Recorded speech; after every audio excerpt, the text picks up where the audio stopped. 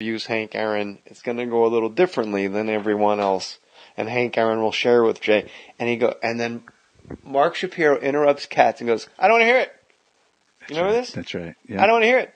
Joe Sixpack doesn't want to care about, he doesn't care. He doesn't want to hear about Hank Aaron. And I go, how do you know about Joe Sixpack? He goes, I am Joe Sixpack. And then I say, and this is when the show ended. Oh, this guy was We are insufferable. 11 minutes in. I go, you're Joe Sixpack. You're wearing a suit with fucking shoulder pads. That was, it's so That funny was that you the say sentence. that. That was always what I hated about the fucking guy. He was the worst. He wore the worst suits on the net. I'm telling you something. Always had shoulder Not pads. the fact that but 40 people lost jobs that did their jobs exceptionally I well. hated that Casey too, but the Anderson, shoulder pads. Ralphie May, Bob Morton, Jay Moore. No, it was the shoulder pads. That's what bothered me. Yeah, I'd say it was a pretty good group. It was a real good group. So it went south that moment. Yeah.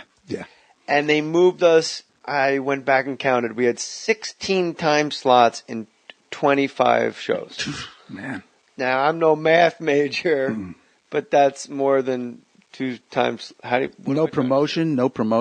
I was on a bus. No. I was on the side of the building. Side of the down by bus. Staples. That's right. That was cool. And I had a couple. No. They did it for a week. Yeah. And they made coasters for the ESPN Zone. Do you remember right. that? People put their beers on my face. Like, it's going to be a big hit. It was a good logo. Everyone's putting beer on your face. It would be like if you made out with somebody really drunk on beer. Like, that's what it's like. They put the beer on your face. He has, I'd say probably 2 months after that meeting, he calls me and he wants to have breakfast with me. I told you this. And he sits down at the breakfast and he goes, look, he goes, you know this town. He goes, you hook me up with the right people in this town, I'll take care of you. That bluntly. Hook me up with the right people in this town, I'll take care of you. And it's like, what? This fucking, what do you you mean? wear shoulder pads. I can't hook you up with any of the right people. Come on. Hook you like with showrunners? No, he wanted me to introduce him to agents and managers that I, network people that I've worked with, and I'll take good care of you. All about himself. All just him take care of climbing the you ladder. within ESPN? Huh? No, that I'll move up the ladder. I'll give you whatever you want. I mean, seriously, like, quid pro quo. One thing we were blessed with on Mohr Sports, and you'll agree with, and it's so rare, is autonomy. Yeah. They left us alone. Yeah. Until they didn't leave us alone. And I remember we had Slayer on with Sugar Ray Leonard. Do you remember this? Help me. The opening sketch. I don't remember shit. The opening sketch was Slayer, but the baseball strike had gone down, and there was another holdout. Right. Something was going on, and I said, "We got a great show, Sugar Ray." And Slayer, by the way, is you might not think it listening, but I know the morons out there. They know Slayer is a fucking monster booking.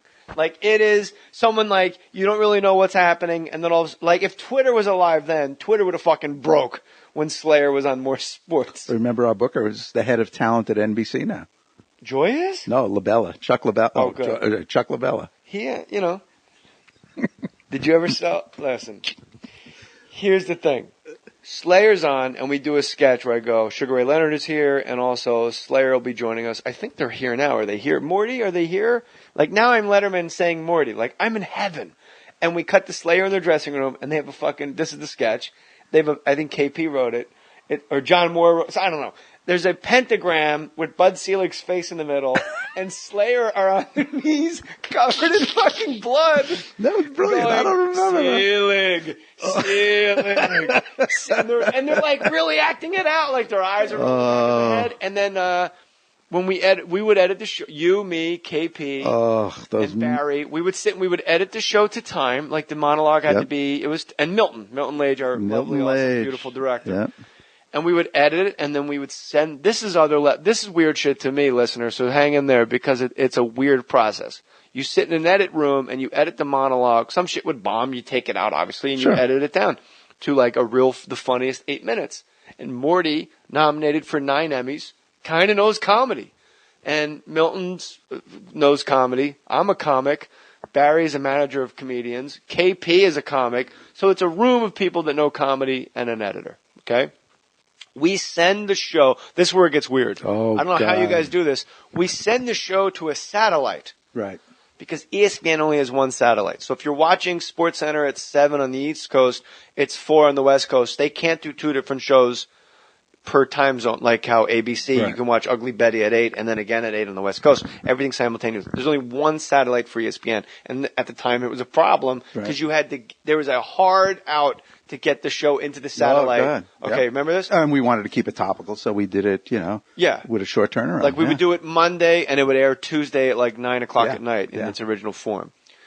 And then we got a call. Morty, Not funny. it's Mark Shapiro. You got to take out the Slayer sketch. I'm like, why? It's not funny. Not funny. It's just not funny. And I remember I'll never forget this. We were all sitting there when the call happened and you go, well, I'm in a room with people that do funny for a living and they all think it's fucking funny. I don't know what to tell you. And it was like diplomatic, but also you going, you got to back the fuck off. It was, I really learned like, this is how the big boys swing their dicks. Cause you were nice to them. You go, well, I'm in a room with people that do funny for a living. They don't think it's like you took yourself like, hey, I'm with you. Yeah. But I'm in a room with people who do funny for a living. And I remember we negotiated that sketch down. It aired, but they couldn't have blood on them. Was that it? So now the sketch is in, and it's Slayer. So we had to ask Slayer to reshoot it. Without the blood. Like, and they were like, and now you got members of Slayer. Like, but the blood was funny, man. We're like, we know the blood was funny. So now it's ceiling. And then the final straw was I would rush home to watch the show, and the monologue that you and me edited with KP wasn't the monologue that was on TV. So we would have to put it in the satellite. They asked so us they to put, could edit. Right. They asked us to put it in the satellite early because we're really jammed up over here. But they wanted it early because they would edit the monologue they wanted. Shapiro would actually edit it. I remember that. Yes, and like awful shit made it out. And then that once you have someone not in comedy editing comedy, that's the that's a problem with in all honesty, that's a problem with all of these talk shows that come around to whatever network buys late night shows. If you don't have the culture of that kind of programming and how to nurture and how to support those shows, you're not going to get a hit. And I mean I've seen it 1,000 times where networks just don't know. You got to leave them alone. You got to let them do it. If it's going to work, it works. If not, not. But give it time and give it space. How did the George Lopez show not work? With a Latin show for a Latin audience. On a basic cable channel, it seems hand in glove. I would have thought. I think when TBS put Conan in there, it kind of threw us a bit. But that doesn't make Mexicans not watch George Lopez. Yeah, but it was on an hour later. I think Mexicans love it later. Yeah, but then again, the Mexicans aren't sitting through Conan, are they? I don't know. He's got a very big Mexican audience. Mijo, put it on TBS. Conan is on. I love him. I love him, mijo. Don't talk bad about Conan. Conan. I like how he's got a little Indian in him, too. I know. Busted. That's my Mexican Indian. Mexican Indian. Put the fucking Conan. Put it on Kick-Out 9. The liquors are coming on, mijo. But, hey, Lopez, he is a fucking monster talent. Yeah, he is. He is. He is one of the most extraordinary comics. And he might not be your cup of tea. But as far as a guy that can go on HBO and fill in an arena and do an hour like how Carlin used to do it every, Yep. He makes me laugh, bro. Yeah, no. Watching him do a monologue every night, it reminded me, I always used to say about Letterman that it was like golf, you'd hit a shitty shot and you're coming back on the 18th hole. Yeah, I'm coming back then another time to play. It was like Letterman. You'd see one thing that he did on a show and you'd go, holy shit, I'm coming back here tomorrow to do this. 17, 14, 15 years, however many years later, it's like you're at the same job because the wonder, the amazing things that this guy did on stage. And Lopez was the same way. Lopez would do things in a monologue. He'd go in and an audience would be for shit. And it was like teenage girls. It was like Gucci Mom. It was like Quincenteras. Yep. And he would work that crowd and bring them up, and it was always amazing. He was great at it. Now, was that show being canceled? Was it just because of the rating? I think it was too big, honestly. Meaning too expensive to put on? It was a really big show. Like an airplane. I mean, we had a gigantic, one of the biggest stages at Warner Brothers. It was a gigantic movie stage at Warner Brothers. It looked like you were doing the MTV Awards every night. Every night. And that was the problem. And it cost a fortune to do. And I think had it been more like Ferguson's show, small scale, I think we'd still be on. I'm surprised Conan. I don't even know what I was going to say, but it seems like first of all, Jay boxes out Conan to come back, and they ask Conan to move time. Jay's on at 10. He wants to come back to 11:30. It's business. Can you push Conan back to 12? Was that right? Yeah, pretty. And Conan goes, no. Yeah. And then goes to TBS. But then what happened to Conan is exactly what Conan did to George Lopez. Essentially, yes. So yes. Are you surprised? And I'm just thinking this right now, like we're in a car talking, but like, are you surprised that Conan didn't have the, or is that TBS driven? I think it's Lopez driven, honestly. I think Lopez was very big and made it look like I wanted Conan here. I went to TBS. I mean, Lopez kind of, took the brunt of all of it and glossed it all over for them. And say it again? I think Lopez was the one that glossed it over and made it not as big an offense as it might have been. I mean, Lopez opened his arms and, Where's Conan's self-awareness to go, oh, I'm doing to him what Jay did to me? It's show business. I don't think self-awareness. I don't know.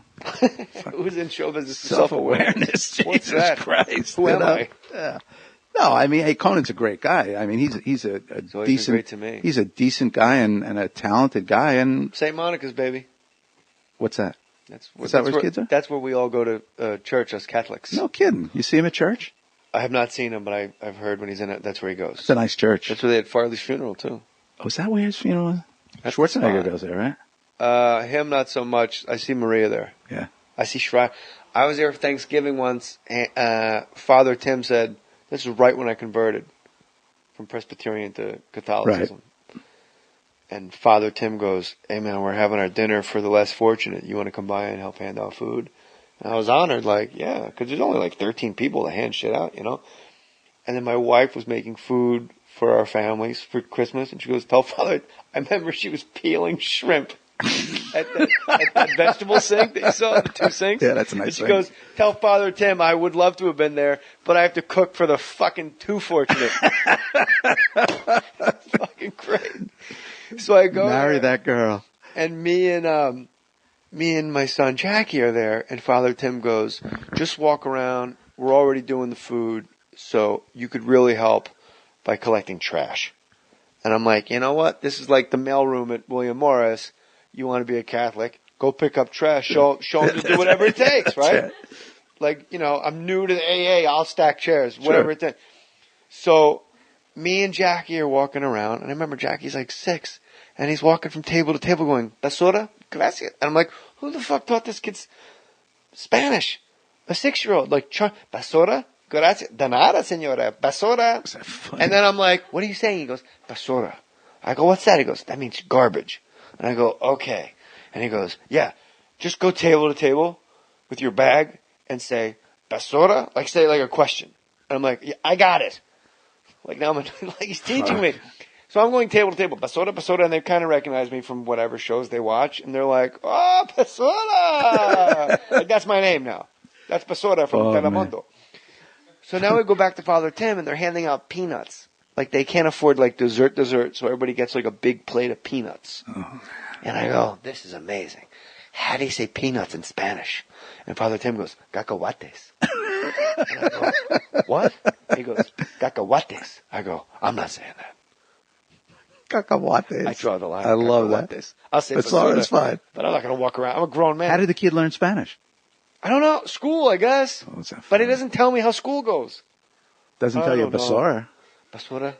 Yeah, I never knew that. But I'm not going to walk around. I'm a grown up. Walk around going, cacahuates, cacahuates, cacahuates. You sound like fucking Beverly Hills Chihuahua doing that. It's a nice church. It's a rich church.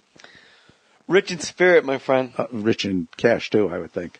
They're building that new building. Yeah. Says the man in the Golden Dome Synagogue. I noticed stuff. My synagogue's right on your street. I know. Right it's here. Everybody's synagogue. It's great synagogue. Do you really have to buy tickets to go to the temple? Yes. I mean, they don't look like tickets. They're not there's nobody ripping them and giving you a receipt and a playbill.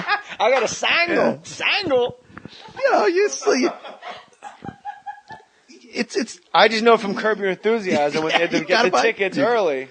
Oh yeah. Oh, it's yo, I got obstructed view. Who wants? Oh, it's show business. It's show business to the hilt at these things.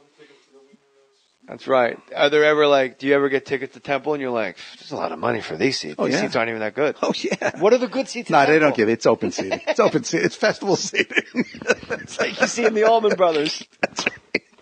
The Allmansteins. First come, first serve. So what are you doing now? What are you? You were doing something with D.L. Hewley for a while. I did his show. Developing shows. Let's land together. Let's go, man. But what network? I just sold a show with Michael Eisner, actually. 25 shows. Man. Now, I'm no math major, but that's more than 2 times. No promotion. I was on a bus. No. I was on the side of the building. Side of the bus. Staples. That's right. That was cool. And I had a couple. No. They did it for a week. Yeah. And they made coasters for the ESPN Zone. Do you remember that? People put their beers on my face. Like, it's going to be a big hit. It was a good logo. Everyone's putting beer on your face. It would be like if you made out with somebody really drunk on beer. Like, that's what it's like. They put the beer on your face. Do some to agents and managers that network people that I've worked with, and I'll take good care of you. All about himself. All just him climbing the ladder. Take care of you within ESPN? Huh? No. That I'll move up the ladder. I'll give you whatever you want. I mean, seriously, quid pro quo. One thing we were blessed with on Mohr Sports, and you'll agree with, and it's so rare, is autonomy. Yeah. They left us alone. Yeah. Until they didn't leave us alone. And I remember we had Slayer on. Shoulder pads. That was, it's so funny that you say that. That was always what I hated about the fucking guy. He was the worst. He wore the worst suits on the net. I'm telling you something. Always had shoulder pads. Not the fact that but 40 people lost jobs that did their jobs exceptionally well. I hated that too, but the shoulder pads. Ralphie May, Bob Morton, Jay Moore. No, it was the shoulder pads. That's what bothered me. Yeah, I'd say it was a pretty good group. It was a real good group. So it went south that moment. Yeah, yeah. And they moved us. I went back and counted. We had 16 time slots in. He has, I'd say probably 2 months after that meeting, he calls me and he wants to have breakfast with me. I told you this. And he sits down at the breakfast and he goes, look, he goes, you know this town. He goes, you hook me up with the right people in this town, I'll take care of you. That bluntly. Hook me up with the right people in this town, I'll take care of you. And it's like, what? This fucking, what do you mean? Wear shoulder pads. I can't hook you up with any of the right people. Come on. You hook you up with showrunners? No, he wanted me to introduce. Use Hank Aaron. It's going to go a little differently than everyone else. And Hank Aaron will share with Jay. And then Mark Shapiro interrupts Katz and goes, I don't want to hear it. You remember this? That's right. Yeah. I don't want to hear it. Joe Sixpack doesn't want to care about, he doesn't care. He doesn't want to hear about Hank Aaron. And I go, how do you know about Joe Sixpack? He goes, I am Joe Sixpack. And then I say, and this is when the show ended. Oh, this guy was We are 11 minutes in. I go, you're Joe Sixpack. You're wearing a suit with fucking shoulders.